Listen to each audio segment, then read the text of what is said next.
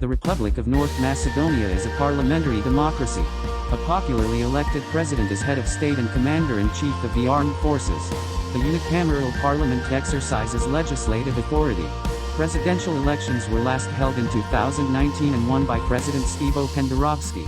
Parliamentary elections took place in July 2020, after a 3-month delay due to the COVID-19 pandemic.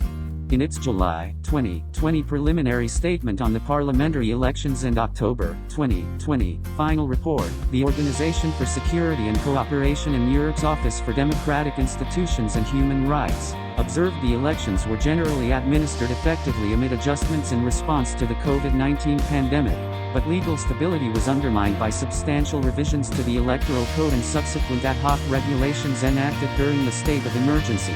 The report characterized the elections as genuinely competitive despite politicians' limited ability to conduct outreach during the pandemic.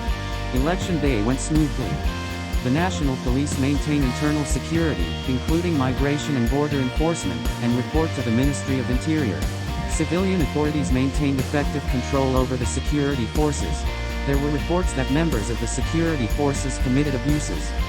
Significant human rights issues included credible reports of inhuman and degrading treatment and severe overcrowding in certain prison units, violence and threats of violence against journalists, serious government corruption, lack of accountability for gender-based and family violence, and crimes involving violence and threats of violence targeting lesbian, gay, bisexual, transgender, queer, or intersex persons.